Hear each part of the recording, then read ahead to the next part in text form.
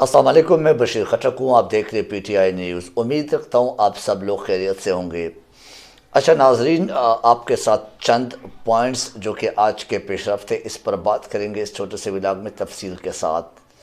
नए great game का आगाज़ हो चुका है और इस गेम में कौन मुलविस है, किसने शुरू किया और किसके कहने पे शुरू किया, इस पर बात करेंगे। पाकिस्तान की माशी हालत इंतहाई नाजुक है, ये अब सबको मालूम है और काफ़ी दिनों से ये ख़बरें चल रही है गर्दिश में। और नो डाउट मिफ्ता इस्माइल ने भी कहा है कि हम डिफ़ॉल्ट कर चुके हैं टेक्निकली, तो इस पर भी बात करेंगे। पंजाब में क्या हो रहा है, पंजाब की सियासत में जो एक जंग और शुरू है और एक लड़ाई शुरू है, उस पर बात करेंगे। उसका आखिरकार आज तक की आप पेशरफ्त है उस पर। और उसके बाद परवेज़ इलाही और इमरान खान की सियासत में ज़मीन आसमान का फ़र्क, ये आप सबको मालूम है कि परवेज़ इलाही को आप इमरान खान के साथ कंपेयर नहीं कर सकते। इमरान खान के अपने एक अंदाज़ है, परवेज़ इलाही का अपना। इमरान खान को रिलीफ किस सूरत मिलनी है या नहीं, यानी रिलीफ उसके देने वाले सीरीज़ है वो दे सकते देंगे या नहीं, इस पर भी बात करेंगे। सबसे पहले मैं आपको नए ग्रेट गेम का आगाज़ ये कैसे हुआ, किसने शुरू किया, इस पर बात करेंगे। अफ़गानिस्तान से अमरीकी फ़ौज के इनखला के बाद अगर आप थोड़ा सा सोचें तो अशरफ गनी की हुकूमत ख़त्म हो गई है और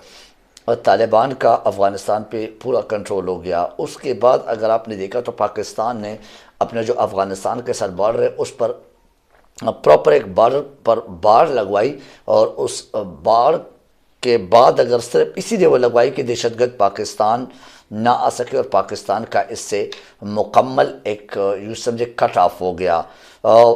पाकिस्तान में दहशतगर्दी तकरीबन ख़त्म हो गई थी उससे। अगर आप थोड़ा सा 3-4 साल पहले देख ले, इमरान खान की हुकूमत आने से थोड़ा सा पहले ये हुकूमत जैसे आई और ख़त्े में सुकून नो डाउट पैदा हो गया था।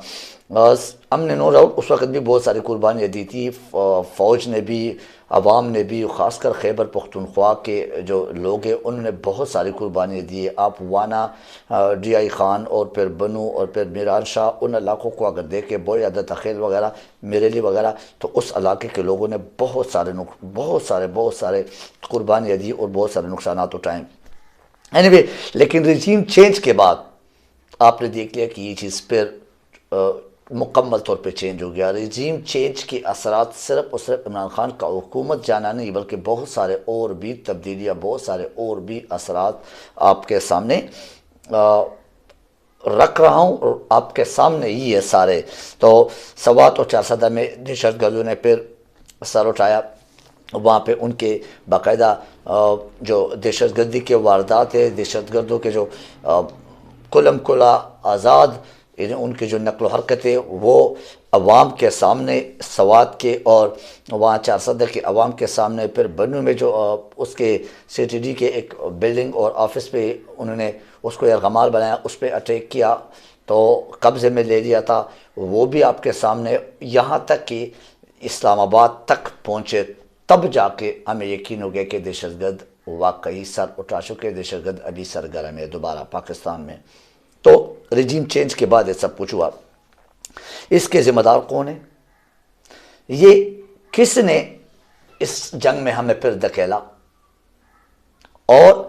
मुराद सईद जब कहते थे स्टार्ट में ही, जब सवात में शुरू हुआ था आज से कुछ 4-5-6 महीने पहले, जैसे रजीम चेंज हुआ उसके 2-2.5 महीने बाद, तो उस वक़्त उसकी बात को लोग सीरियस नहीं ले रहे थे, संजीदा नहीं ले रहे थे, ख़ासकर ये PDM हुकूमत। और ये समझ रहे थे कि शायद ये हमारे ख़िलाफ़ एक अफवाह फैलाई जा रही है, हमारे सिक्योरिटी के ख़िलाफ़ कि हमारी सिक्योरिटी कमज़ोर है। और इमरान खान ने इन तमाम बातों का जिक्र बिल्कुल स्टार्ट में ही किया था। हर जलसे में वो यही तकरीर, यही बातें बार बार दोहराते थे। लोगों को ज़ुबानी रटवा चुके ये बातें, लोगों के दिमागों में डाल चुके ये बातें। इसी वजह से लोग इमरान खान को चाहते दिल से, इसी वजह से इमरान खान को लोग लीडर मानते कि इस तमाम बातें वो वक्त से पहले कह चुके। इसको कहते हैं दुरंदेशी, और ये दुरंदेशी एक लीडर का हो सकता है, किसी गीदड़ का नहीं हो सकता। सिर्फ कहने से और नारे लगाने से और जिंदाबाद से जो ना, या बंद कमरों में मुलाकातों से या रजीम चेंज से जो खिलाई मखलूक के ज़रिए ला के उसको बिठाया जाए किस पर, वज़ीर आज़म के कुर्सी पर, या मुख्तलिफ़ केसेस ख़त्म करा के उन कमिटमेंट पर उसके جو معاملات طے ہوئے اس پر NRO2 کے سینس میں یا NRO1 کے سینس میں وہ لیڈر نہیں کھلائے جاتے، نہ عوام اس کو لیڈر مانتے۔ تو 5 سے 6 ماہ پہلے یہی سیکیورٹی اداروں کے حوالے سے عمران خان نے بھی کہا تھا اور پھر مراد سعید نے بھی کہا تھا، اور ان سیکیورٹی اداروں کو یہ باقاعدہ معلومات اور خبر دی تھی، لیکن کوئی ٹس سے مس نہیں ہو رہے تھے اور اس کو مذاق سمجھ رہے تھے۔ اینوی اس کو ایک سیاسی بیان یا سیاسی ایک یوں سمجھ لے کہ سکورنگ کی خاطر یعنی میز بیانات سمجھ رہے تھے اس وقت، لیکن آج بھی ان نالائقوں کے ٹولوں کو صرف اپنے اقتدار کی پڑی ہے۔ اسلام آباد میں ہوئے اور پھر بھی کہتے کہ یعنی دہشت گردوں کے اٹیک اسلام آباد میں دن دہاڑے مین روڈ پر، اور وہ کہتے کہ اسلام آباد پولیس اور ہمارے اداروں کی بہت بڑی قابلیت ہے۔ اپنی کرسی سے غرض ہے، دہشت گردوں سے کوئی غرض نہیں ہے، عوام سے کوئی غرض نہیں ہے، پاکستان سے کوئی غرض نہیں ہے۔ پاکستان کے جتنے بھی بیچارے فوجی ہمارے بھائی، ہمارے سیکیورٹی پہ جو مامور ہے، وہ ان کی اگر جانیں چلی جاتی ہے ان سے کوئی غرض نہیں ہے۔ بہرحال تمام معاملات سے ان کا کوئی تعلق دور دور تک نہیں ہے اس PDM ٹولے کے، اس نالائق کے اعظم شہباز شریف صاحب کا۔ ان کو کیا پتہ کہ امن کیا ہوتا ہے اور اس میں ملک یا اداروں یا پاکستان کے لوگوں کا کتنا نقصان ہوتا ہے، اور اس نقصان کا ازالہ پھر کس کس سینس میں اور کتنے یعنی یوں سمجھ لے کہ کتنے پیچھے رہ جاتے ہم دنیا سے،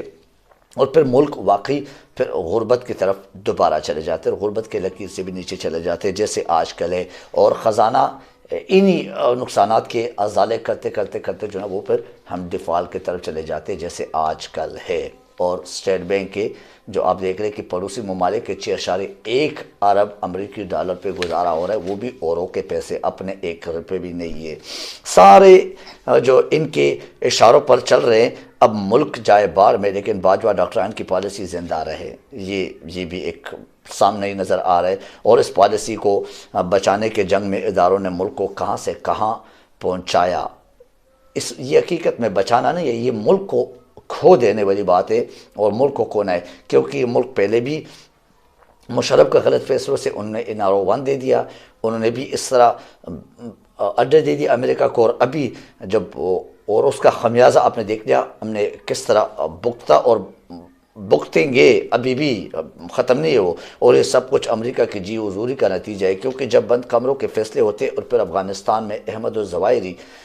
کے مارنے کے لیے اڈا دیا جاتا ہے اور اڈے دی جاتی ہے اور یہیں سے اس کو ہٹ کیا جاتا ہے، تو یہ تمام اس وقت تو برا لگتے تھے، اور اس وقت لوگوں کے زبانیں بند کرنے کے لیے پھر سوشل میڈیا اور میڈیا پہ جو ہے مختلف قسم کی پابندیاں اور قدغنیں لگا رہے تھے، یہ اس وقت تو ایسا ہی کر رہے تھے، لیکن حقیقت میں ابھی اس کے اثرات دیکھ رہے کہ کس صورت میں، اور انہوں نے کل باقاعدہ اعلان کیا جو طالبان نے کہ ہم نے اپنا بدلہ لینا ہے، ہم نے چھوڑنا نہیں ہے۔ اس کا مطلب یہ ختم نہیں ہوئے، جسٹ ان کو انڈیکیشن دے دیے، کل کا یا 2-4 ایسے ہلکے پھلکے واقعات ہوئے، اور یہ سب کچھ ابھی مشرف کا باجوہ کا یس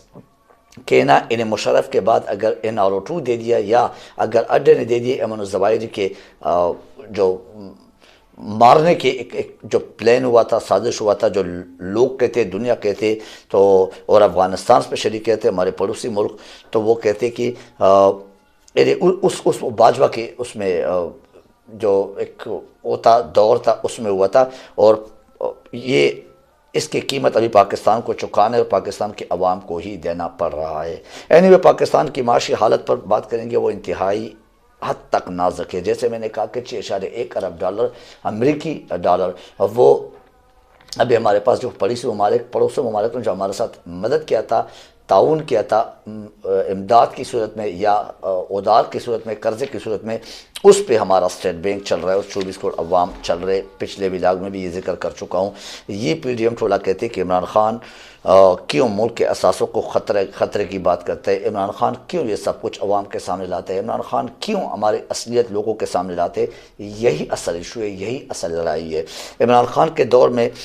ملک کی اکانومی کو دیکھو بالکل اوپر جا رہی تھی، تمام ادارے تمام معاملات بہت بہترین جا رہے تھے، سوائے مہنگائی کے، وہ پوری انٹرنیشنل مہنگائی تھی۔ ابھی انٹرنیشنلی اتنی مہنگائی نہیں ہے، قیمتیں نیچے لیکن ہمارے اوپر جا رہے، اور اب شہباز کے دور میں اس حد تک کم ہو گیا کہ ہم اپنے کھانے پینے کے لیے بھی دوسرے ممالک سے مدد مانگ رہے، اور ریلی لوگوں کو رہن سہن کے لیے چھت اور کھانے پینے کے لیے 3 وقت کے روٹی کے پیسے نہیں ہے۔ مہنگائی کے ساتھ ساتھ باقی جو تباہی ہے وہ دیکھ لیں تو یہ آپ کے سامنے کہ ہم کس حد تک، یعنی اگر آپ دیکھ لیں تو اسٹیٹ بینک سے لے کر ایک مزدور تک ہم کس حد تک گر چکے اور گر گئے ہماری معیشت۔ پنجاب میں کیا ہو رہا ہے؟ گورنر کے نوٹیفیکیشن کو وزیر اعلیٰ پرویز الہی نے کورٹ میں چیلنج کیا، پھر کورٹ کا ایک فیصلہ آیا، مشروط فیصلہ، کہ اگر یہ نہیں کرو گے تو پھر یہ ہم کریں گے، ادروائز یعنی یہ اعلان کریں گے، آپ کی بحالی کریں گے، آپ کی ڈی نوٹیفیکیشن کا جو ایک عمل ہے، ایک پروسیس ہے، اس کو ہم ختم کر دیں گے، اس کو معطل کر دیں گے۔ لیکن کیا عدالتیں ابھی اس طرح یعنی ایفیڈیوٹ پہ اور اس طرح جو ایک شرط پہ اس کو کیا کریں گی؟ یہ پی ڈی ایم کے جو ایک منمانی ہے، پی ڈی ایم کے ہاں میں حامل آنے والے اس طرح کے فیصلے کریں گے اور ہونے ہیں۔ بہرحال یہ اب دیکھا جائے گا کہ اس کا کیا اثرات ہمارے ملک کی سیاست اور عدالتوں پہ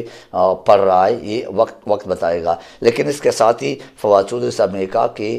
یعنی یہ دعویٰ کیا ہے کہ پرویز الہی کا نوٹیفیکیشن نون لیگ یا چند بااثر افراد نے زبردستی چیف سیکرٹری سے دستخط کروا کے جاری کیا تھا، یعنی مینز چیف سیکرٹری بھی اس میں انوالو کرایا گیا تھا، وہ بھی زبردستی۔ کبھی عمران خان پوشیدہ لوگوں کے ہونے کی بات کرتا ہے، تو کبھی بند کمروں میں میٹنگ، تو کبھی سازشیں، تو کبھی مختلف قسم کی منصوبہ بندی۔ تو عوام کو یا اس پاکستان کو کیا سمجھ کے رکھا ہے ان لوگوں نے، اور کس قسم کے پاکستان بنا دیا، اور یوں سمجھے کہ کس ڈگر پہ ہمیں لگا دیا اور چلنے دیا۔ اینی اب دیکھنا پڑے گا کہ عمران خان کو یہ بھی خبریں آ رہی ہے اور یہ بھی بتایا جا رہا ہے، یہ بھی پیغامات آ رہے ہیں کہ آپ نے کیا کرنا ہے۔ عمران خان نے اگر 2/3 میجورٹی نہیں لینی ہے تب جا کے الیکشن کی طرف جا سکتے، تب جا کے آپ کو الیکشن میں شمولیت دے سکتے، ادروائز آپ کو اڑا بھی سکتے، ادروائز آپ کو جیسے پہلے حملے ہوئے اس طرح اور حملے بھی ہو سکتے ہیں، آپ کے اوپر مختلف کیسز بھی ہو سکتے ہیں اور آپ کو جیل بھی بھیجا جا سکتا ہے۔ لیکن آپ کو میدان میں نہیں اتاریں گے اس وقت تک جب تک اس قسم کی کوئی ایفیڈیوٹ نہ لکھوایا جائے، کوئی ایسی گارنٹی نہ دی جائے۔ واہ جی واہ، کیا جمہوریت ہے، کمال کا جمہوریت ہے، اور انجوائے کر اس جمہوریت کو بھی۔ یعنی